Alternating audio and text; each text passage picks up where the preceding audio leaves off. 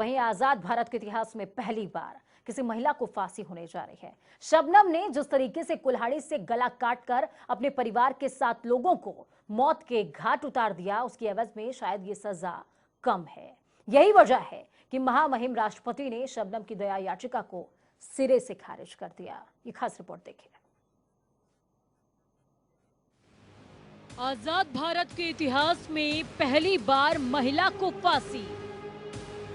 इश्क के नशे में शबनम ने किए 7 कत्ल। कुल्हाड़ी से गला काटकर सुलाया मौत की नींद। राष्ट्रपति को दी गई दया याचिका खारिज। बेमेल इश्क पहुंचा सजाए मौत तक। देखिए ये कत्लेआम, देखिए कैसे इश्क इंसान को इस कदर अंधा बना देता है कि सारी लकीर, सारे जज्बात सब खत्म हो जाते हैं और दिमाग में होता है तो सिर्फ और सिर्फ फितूर। तस्वीरें पुरानी हैं पर किस्सा नया और लाजमी, क्योंकि आजाद हिंद के इतिहास के इकबाल में ये मामला पहली दफा है जब एक महिला को सजाए मौत हुई है। अब इस महिला का नाम भी लीजिए। नाम है शबनम। लेकिन जानकर और महिला को देखकर अगर आपका दिल पसीज उठा हो तो रुक जाइए, क्योंकि ये सिर्फ अपराधी है, न महिला कहलाने के काबिल, न ही अपने नाम की तरह ओस के बूंद जैसा दिल है इसका। जी हाँ, उत्तर प्रदेश के अमरोहा जिले से हसनपुर क्षेत्र के गांव बावनखेड़ी में रहने वाले शिक्षक शौकत अली की इकलौती बेटी शबनम ने 14 अप्रैल 2008 की रात को अपने प्रेमी सलीम के साथ मिलकर जो खूनी खेल खेला, उससे पूरा देश हिल गया। शबनम और सलीम के बेमेल इश्क की दास्तां करीबन 13 साल बाद फांसी के तख्ते पर पहुंचकर खत्म हुई है। शबनम को उसके गुनाहों की सजा मिलेगी। इश्क में अंधी बेटी ने माँ बाप और 10 महीने के मासूम भतीजे समेत परिवार के 7 लोगों को कुल्हाड़ी से गला काटकर मौत की नींद सुला दिया था।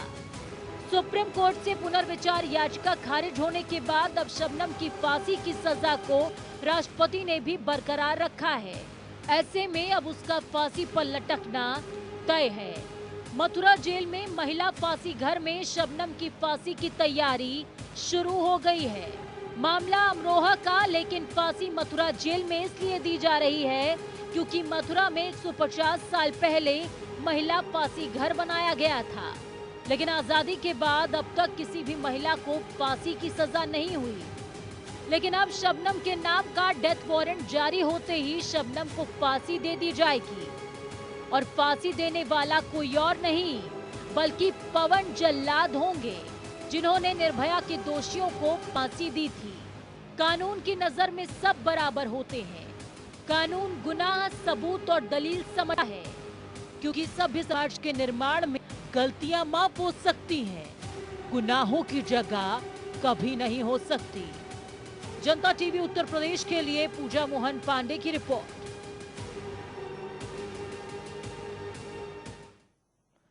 गलती होती तो परिजन नाशाद होते, लेकिन यहां तो खुशी का माहौल है, जलसा चल रहा है। दोषी शबनम के चाचा चाची खुश हैं, पूरा गांव खुशी के माहौल में है। क्या कह रहे हैं सुन लीजिए। फांसी होनी चाहिए, जैसा करा वैसे भरा। कितना समय हो गया इसको? 13 साल हो गए। किस तरीके से इसने जो है अपने मतलब घटना को अंजाम दिया था, क्या था पूरा मामला? ये तो हम तो यहाँ रह ही ना थे, हमें क्या मालूम। कितनी जानकारी है आपको? बस इतनी जानकारी कि 2 बजे है, 2:10 में हम यहाँ आ गए जी। हाँ। तो क्या देखा आपने? सब कटे हुए देखे, बच्चे का टैंटवा लगा हुआ देखा, दरोगा ने उठा भी लिया, उनका बच्चा जिंदा। क्या है इसको तो फांसी लगने का हुक्म है, जो और देशों में लग जाती, अब तक तो लग भी गई होती।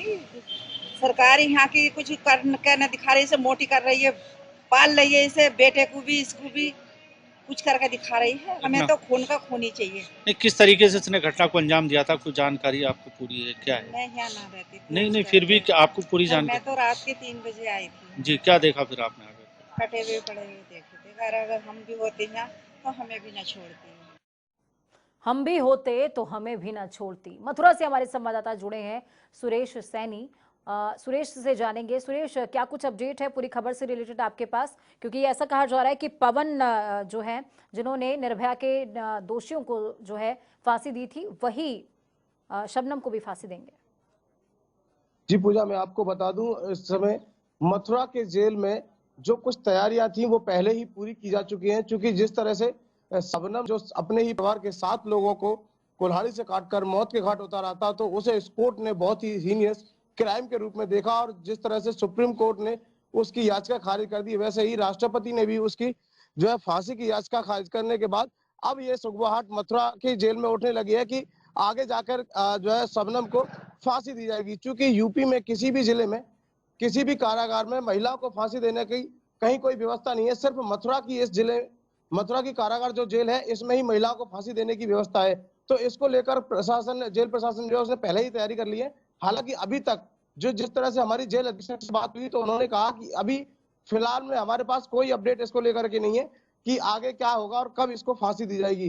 क्योंकि अभी जिस तरह से जो जेल में फांसी घर है, तो उसके रखरखाव की तैयारियां और जो पहले से थी, बोले वो तो चूंकि हमारी जेल में है तो उसके रखरखाव तो हमें करना ही पड़ता है। उसके बाद जब हमने फोन पे पवन जल्लाद से बात की, तो उसने भी कहा कि जिस दिन भी मुझे शबनम को फांसी देने के लिए मथुरा प्रशासन या यूपी सरकार का कोई भी आदेश आएगा तो मैं मथुरा आ जाऊंगा। लेकिन अभी फिलहाल में मेरे पास ऐसी कोई जानकारी नहीं है कि उसे कब फांसी दी जाएगी। लेकिन इस तरह से देखा जाए तो जो मथुरा की जेल है, सुरेश, ऐसा भी कहा जा रहा है कि सलीम और शबनम का एक बेटा भी है, 11 साल का बेटा है। उस बच्चे का क्या हुआ? जी अभी तक चूंकि ना तो वो मथुरा जेल में है, मथुरा जेल में शबनम यहाँ बंद नहीं है, ना ही सलीम यहाँ पर है। शायद वो जो है अमरोहा या मुरादाबाद की जेल में बंद है। और चूंकि जो जेल अधीक्षक मथुरा में है शैलेंद्र पांडे, वो जिस समय मुरादाबाद में हुआ करते थे, तब ये शबनम उनकी जेल में हुआ करती थी। तो इस समय अब जब मथुरा जेल के वो अधीक्षक हैं, तो यहाँ पे उसको फांसी दिए जाने की सूचना मिल रही है। लेकिन अभी कब ये फांसी दी जाएगी ऐसी कोई जानकारी नहीं है। और जो उसका बच्चा है, बच्चे के बारे में भी अभी कोई खुल के जानकारी नहीं मिल पा रही है। अभी जेल प्रशासन भी खुलकर नहीं बता पा रहा है कि इसको फांसी कब होगी और कोई आदेश कब तक आएगा। हालांकि ये जरूर बता रहे हैं, क्योंकि मथुरा जेल में महिलाओं की एक जेल है जिसमें फांसी देने की व्यवस्था है, जो कि यूपी में किसी जेल में नहीं है। और आजादी के बाद ये पहली एक महिला होगी जिसको मथुरा की जेल में फांसी दिए जाने की कार्रवाई आगे जाके होने वाली है। चलिए ठीक है, बहुत बहुत शुक्रिया सुरेश हमारे साथ जुड़ने के लिए।